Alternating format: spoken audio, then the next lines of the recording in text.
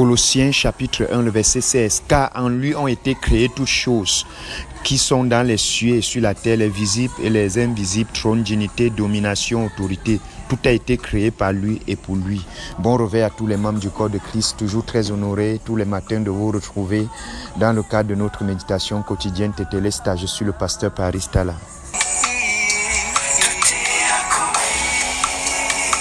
Depuis la création du monde, avant ma naissance.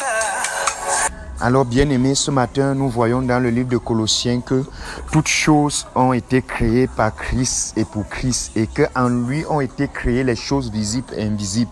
En lui, nous avons été créés, c'est-à-dire en lui, nous avons reçu la nouvelle naissance. Donc, nous avons essayé de voir hier comment est-ce que, en fait, l'évangile, c'était de révéler Christ qui est en tous. Et nous avons compris hier aussi, bien aimé, que, en fait, la foi produite, la foi que nous manifestons n'est pas en fait notre foi, mais c'est la foi de Christ, bien sûr, qui nous a donné aussi la vie. Donc, le rôle de l'évangile est de faire savoir que le Fils habite en toi, afin qu'étant éveillé à ce Fils qui habite en toi, tu cesses d'entreprendre les efforts personnels pour plaire à Dieu, parce que c'est de la responsabilité du Fils en toi de plaire à Dieu. Et le Fils est soumis au Père, et le Père produit en le Fils le vouloir et le faire, selon Philippiens 2, le verset 13.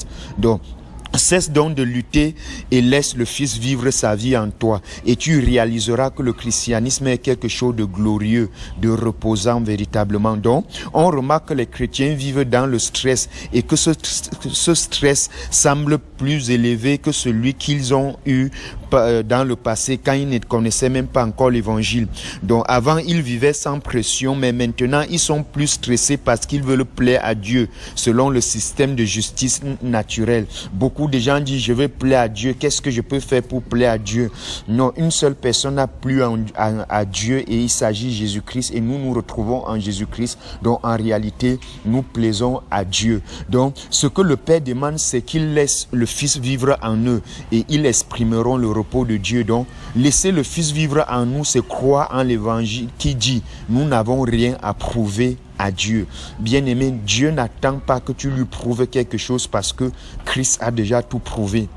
Bien-aimé. Donc nous parlons d'une nouvelle jeunesse, c'est-à-dire d'un nouveau commencement, d'une nouvelle création, d'une nouvelle naissance et une nouvelle jeunesse différente de celle dont Moïse en a présenté le récit dans le livre de Genèse que vous connaissez. Donc Dieu nous a introduit un nouveau monde, une nouvelle création et cette nouvelle création a vu le jour dans la résurrection du Fils selon Éphésiens chapitre 1 le verset 10, bien-aimé. Donc une nouvelle création qu'on ne saurait retracer en Adam a vu le jour dans la résurrection du Seigneur Jésus. Nous ne sommes pas dans la chair, c'est la génération de transition qui a connu la chair. Nous ne sommes pas en Adam, mais en Christ. Tu n'as jamais eu je dirais bien aimé, tu n'as jamais eu une expérience en Adam, mais tu as vécu dans un système de pensée qui avait tendance à te retracer en Adam. Tu n'as jamais existé en Adam selon Romains 7 le verset 5. Tu n'es donc pas dans la chair, mais dans l'esprit. Dans ce que nous nommons bien aimé comme l'interprétation des hypostases, tu demeures éternellement dans le Père et le Saint-Esprit. Donc, par la résurrection du Seigneur Jésus, tu es esprit et tu n'es pas un esprit. Tu es esprit de la même nature que Dieu. Étant donc esprit, toutes les habiletés de Dieu sont présentes en toi. Quoique de façon potentielle, ces habiletés te sont révélées par l'évangile. Donc, les trois premiers mondes célestes se construisent dans la religion, la philosophie et les traditions humaines qui sont le foin, c'est-à-dire le chaume même et le bois, qui sont des choses qui ne peuvent pas résister devant l'évangile.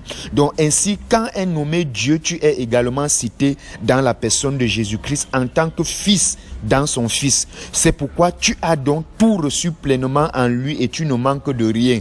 Tu as reçu la totalité même de Dieu en la personne de Jésus-Christ. Ainsi tu es béni de toute bénédiction.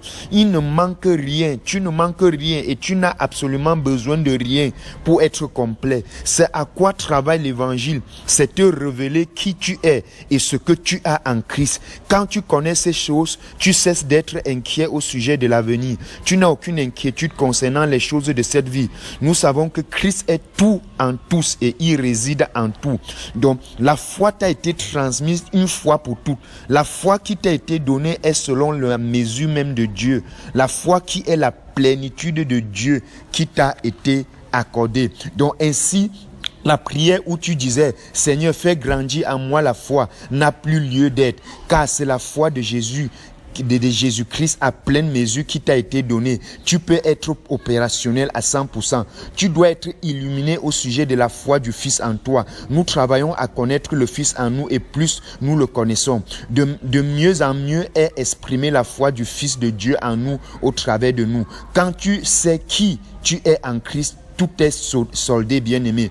Tout stress disparaît. Celui qui marche hors de son identité a échoué. Il marche selon la chair. Si tu te vois comme inférieur à Dieu, tu ne pourras vivre la vie de Dieu.